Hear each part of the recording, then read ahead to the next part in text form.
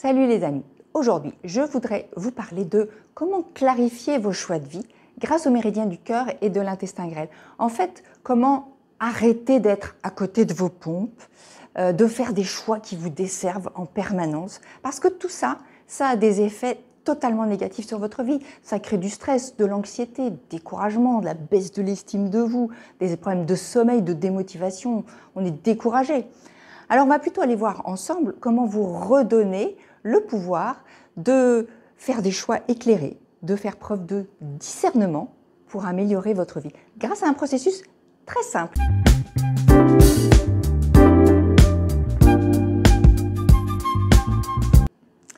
Quand vous avez ce sentiment en fait de ne pas prendre les décisions qui vous servent, vous avez l'impression qu'encore une fois d'être tout le temps à côté de vos pompes comme dans un brouillard mental, c'est vraiment désespérant, parfois c'est même flippant, hein. Et si jamais c'est votre cas, il est fort possible que vous ayez finalement un déséquilibre de l'élément feu. L'élément feu, je parle ici de l'élément feu selon la médecine traditionnelle chinoise. L'élément feu est associé au cœur et à l'intestin grêle. C'est pour ça que je vous parlais de ces deux méridiens-là.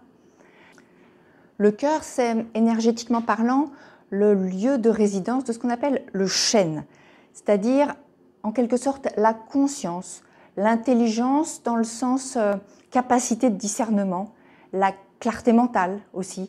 Et du coup, quand le cœur, l'énergie du cœur est équilibrée, on a l'esprit clair. Et le cœur, c'est également le siège de nos émotions.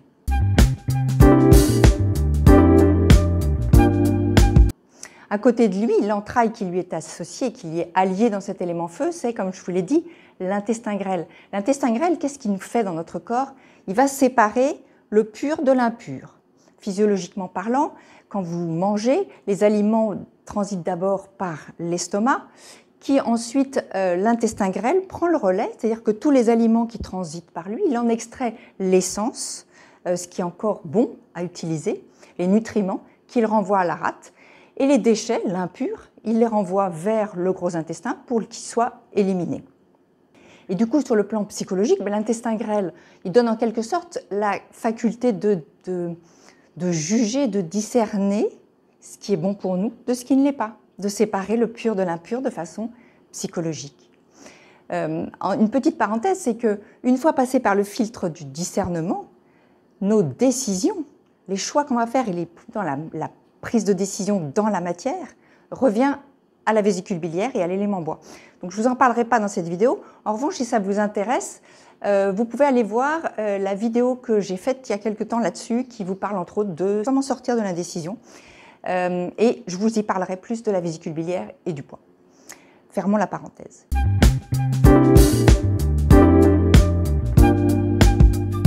Le cœur, lui, en fait, il soutient donc par la clarté mentale, la capacité de discernement de l'intestin grêle, qui est propre à l'intestin grêle.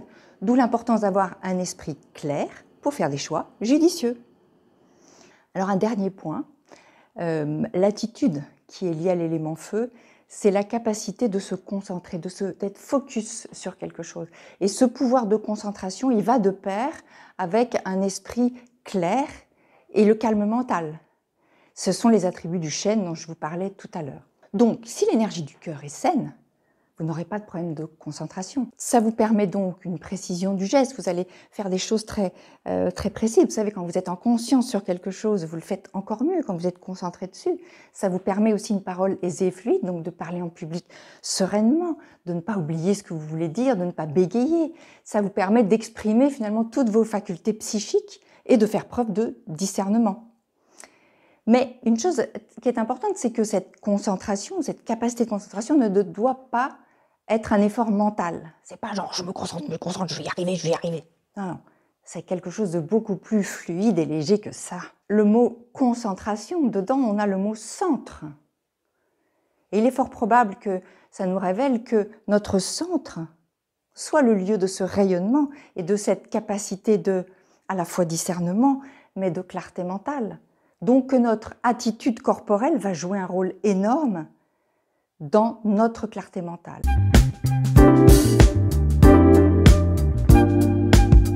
Alors que faire? Passons maintenant à la pratique. Comme vous l'avez compris, tout d'abord, on va passer par ce corps et on va redresser ce corps. qui souvent est un peu courbé, ou alors on est crispé de partout. Redressez-vous. Redressez-vous. Regardez, vous vous redressez. Vous faites attention de ne pas avoir le menton comme ça, mais vous le rentrez légèrement. C'est comme si vous étiez tiré par un fil en haut. Ok ? Vous êtes un pantin tiré par un fil. Vous relâchez les épaules, vous relâchez le bassin, vous relâchez les jambes, vous relâchez tout. Et vous restez droit, dans votre centre. Et vous allez respirer. En expirant, vous amenez votre souffle dans l'abdomen. Et vous rayonnez à partir de là. Vous vous redressez, vous rayonnez à partir de là. Déjà, quand vous commencez à cette posture-là, vous avez une autre vision beaucoup plus large de ce qui se passe. Ça vous permet de prendre de la hauteur et ça vous permet du coup de voir des choses, des options, des choix que vous ne voyez pas quand vous avez la tête dans le guidon.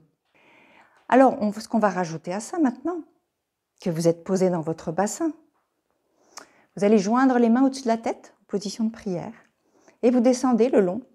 Vous descendez le long de votre centre, le centre de votre corps, vous descendez, et vous allez tourner les mains au niveau du corps, ou dès que vous sentez que ça coince un peu, hop, vous les tournez, pointe vers le bas. Vous allez jusqu'en bas, jusqu'à ce que vos mains se séparent naturellement, vous ne puissiez plus, et vous remontez. Ça, c'est la première chose. Et en même temps, vous allez visualiser un faisceau de lumière qui part du haut de votre tête, de votre crâne, qui vient du ciel, qui descend par le haut, qui traverse votre crâne, qui vient le long de votre colonne vertébrale, traverse votre corps et vient s'ancrer entre vos jambes et dans la terre, en même temps que vos mains. Et vous vous concentrez dessus. Mettrez toute votre attention sur ce qui se passe dans votre corps à ce moment-là, tout en respirant et en souriant. On est là pour être serein, calme et centré. Et c'est léger.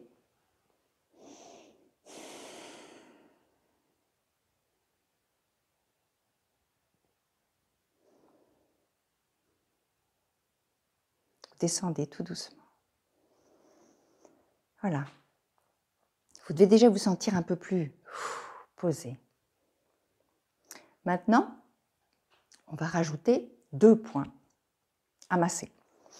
Le premier, c'est le point 7 cœurs qui est ici, au niveau du poignet, donc à la pliure du poignet.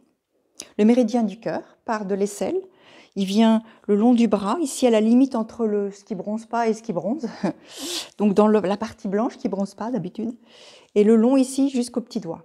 Okay ? Le point qui nous intéresse, il est vraiment à la pliure du poignet. Vous allez le masser, il est peut-être un peu sensible.